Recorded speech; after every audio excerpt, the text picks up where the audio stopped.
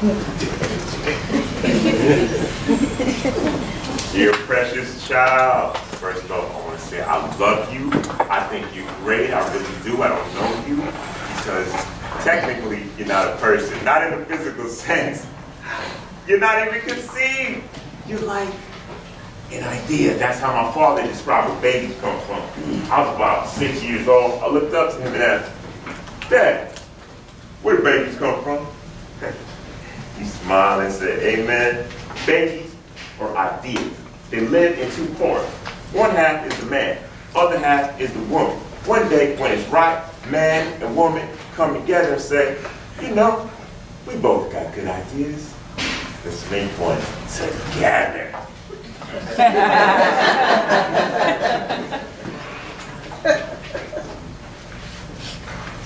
I remember asking him, but Dad, not all ideas are good. Some are bad? No. Idea is good or bad. It's only how you raise it. Was that a good idea? Am I a good idea so far?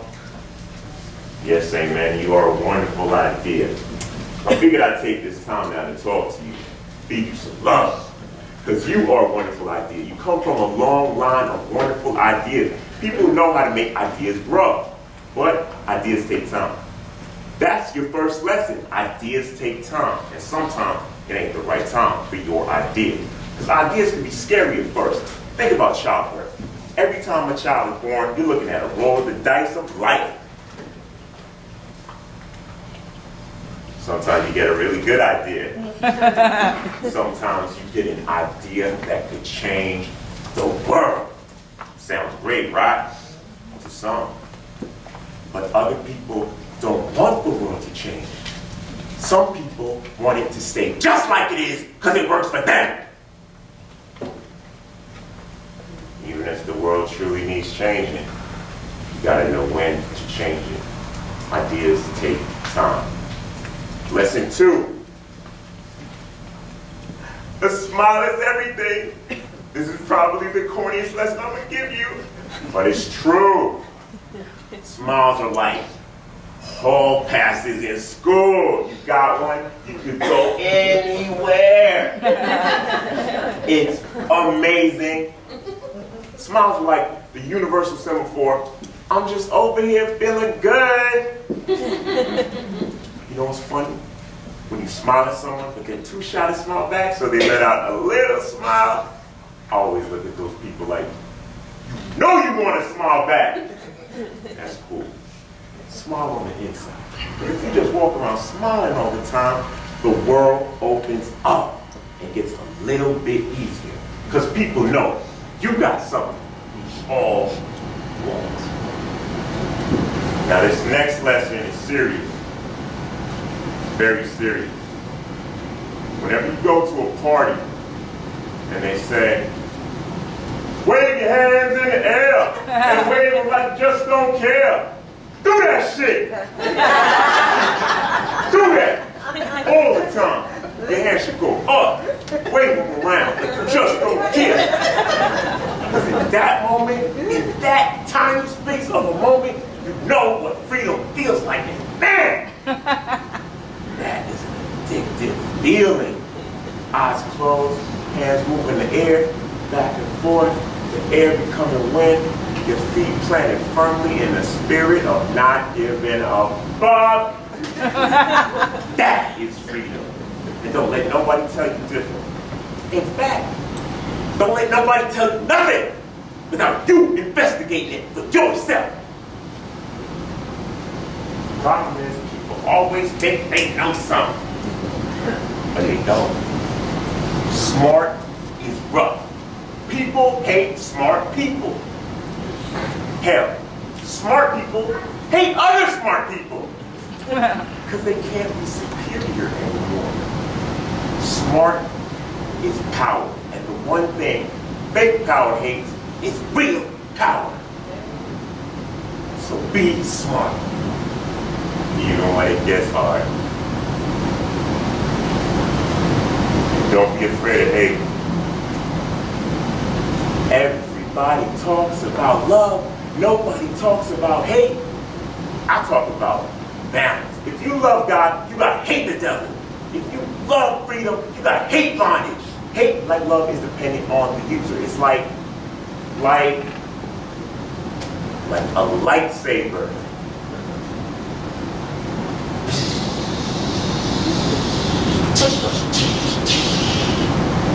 It all depends on the user. Some people who use it for good. Those are the ones you hang with, the ones who use their feelings for a greater good. But how do you know? How do you know what's the greater good? I'm glad you asked. When life is affirmed, when life matters, you can use that to make sure life can go on. It's called sacrifice. It's honorable. Sometimes it's just stupid. Just like I said, you gotta know how to use that lightsaber. You know the one emotion I will fuck with? Fear. Fear is like the bastard stepchild of emotions. You know the first thing I was afraid of? 17 years cicadas. Every 17 years, these tiny insects that have been underground all this time suddenly decide to bore holes through the earth and start flying around everywhere for like 3 weeks or something. Just to mate. Mate and then die. Ain't that crazy? And you're big, and they fly into you, and the noise that they make when they're flying, you get no sleep. I wasn't going out there. My dad was like, hey man, why are you so afraid? They're not thinking about you. You know what they're thinking about? Sex. All they want to do is have sex.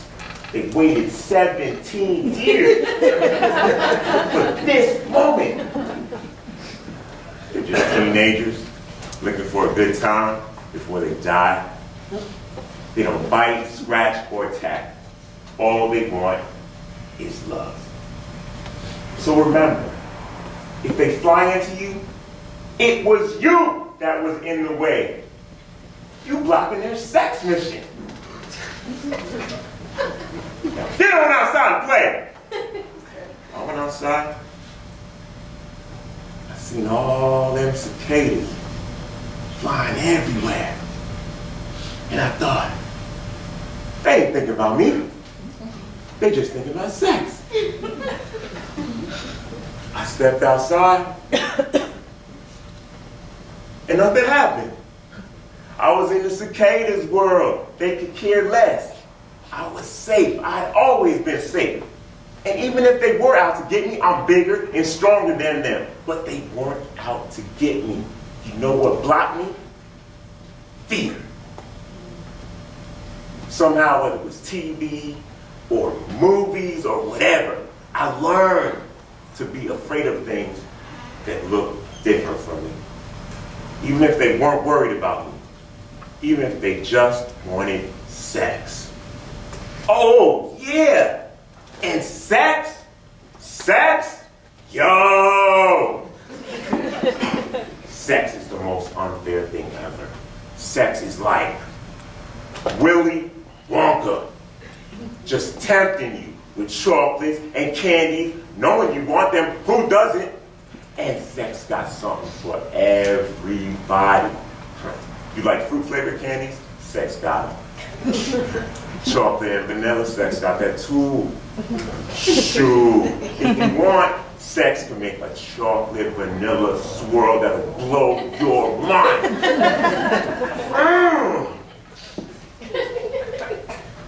Listen when I tell you right now, take your time when it comes to sex. Be like a cicada. Wait 17 years before you lose your mind. Sex is tricky. I lost my virginity, right? And I was thinking, this is what everybody's so hyped about? This is why people lose their mind over this? I'll pass, yeah. Then it hits. It's like someone flicks on a switch and sex becomes liquor. It just gets better and better every sip. Next thing you know, you're a wino. Losing your money and mind over something that animals do in season and for reasons, and you're a lifelong junkie. I love sex. I feel like I could do it forever, but I won't, and I haven't. It's consequences to that shit.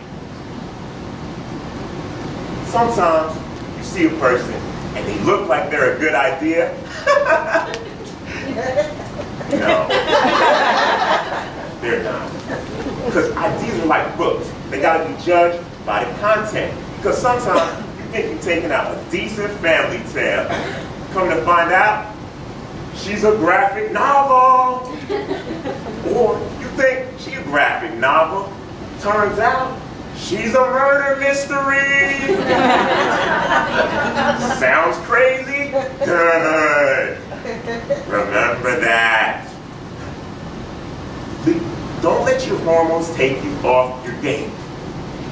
Hormones, pheromones, nothing moans. Hear me? Leave the moans alone for a while. Sorry. I went a little too far now. Love. It's about love, man. And that right there is complex. It means so many different things to so many different people. And most of us don't know how to do it or do it right. If love was a lightsaber,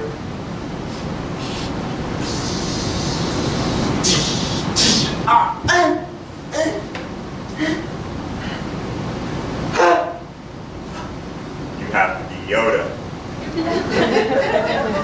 to get it down pat. Some people say they know. That's kind of true. I must say, I don't fully know what love is. I do know bits and pieces. I know that God and love are synonymous. The only thing you'll ever see is love's backside. And that's if you're brave enough to take a peek when love walks by. And I must say, love got some of the finest eyes I've ever seen. And it don't make you want to just go fuck her. It make you want to be her. Love make you want to lose yourself. Love makes you want to go back to being an idea. Unbound, uncompromised, free. Love always wants to be free. Love and freedom have been going steady for a while. And if you want freedom, you've got to love so fiercely that you'd be willing to give up anything just to see that fine ass backside. So, I guess this is the part where I tell you why you'll never be born. At least not through me. I know. All this time telling you life lessons for a life you won't live. Messed up. I know. It's not without reason. See, I've been thinking about you for a while. 3 or 4 years maybe. I thought about what it would be like to see you for the first time. To hold you. Comfort your cries. Smile the first time you try to speak. Applaud the first time you tried to walk. I thought about protecting you from every rock, stone, uneven sidewalk, bee sting. I thought about being daddy, big, strong, confident, loving. Heathcliff Huxtable, daddy. With a splash of James Evans Sr. I thought about that. All that, and I cried. My mom and dad, when they were younger, they worked their asses off to make the world a smooth place, easier for me. So I wouldn't have to go through what they endured. I wouldn't have to suffer what they wanted. But what have I done? What have I made better? Tell me! If you came here now, your life would be no different than mine when I was coming up. Oh yeah, the technology would probably be different. You probably wouldn't know anything about Saturday morning cartoons, landline phones with the three-way, Star 69, music videos, but the pain and fear is still the same. I've done nothing, and I'm ashamed. How did I fuck up long before anybody got the chance to call me daddy? What if I made better? Huh? What kind of father is that? I will not have it. I will not raise you underground all this time, protecting you, shielding you from harmful lights and sounds, giving you everything I got, just to release you after 16 years to fly and kill.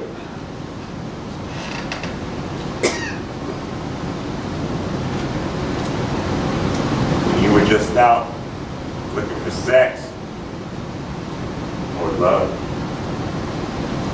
Killed by some coward, gun-toting, uniform-wearing motherfucker! You don't know what you're thinking about him!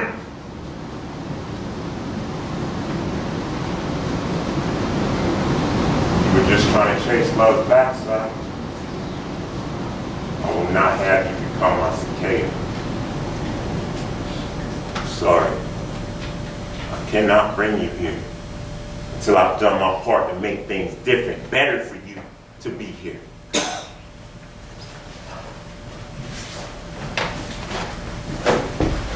I didn't tell anybody this.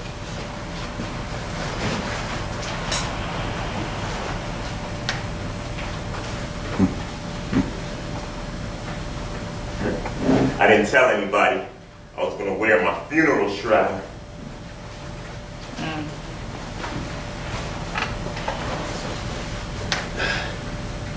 Under my jacket.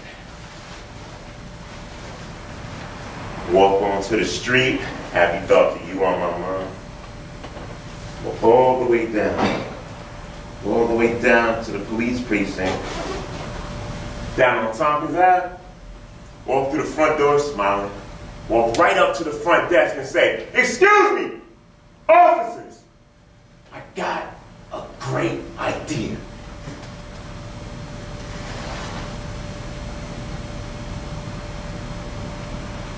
Bang! They would all say, "Hold up! That's a bad idea." Got one more thing to say about ideas. Oh, sure, I could have gone a different way, done something less severe, but everybody's talking about sacrifice. We all want someone to do the thing we're afraid to do. We all want someone to love so fiercely that we would hate what would happen if we did nothing.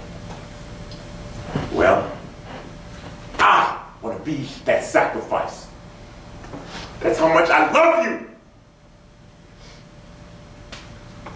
And when those blue badges are rotting in hell for what they did, I'm gonna spend eternity chasing love's backside. Well, I gotta go. I hope you understand.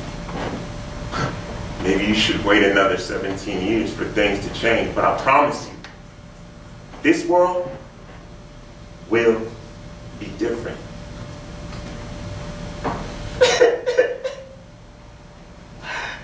I love you so much. Sincerely, your would-have-been father. Amen.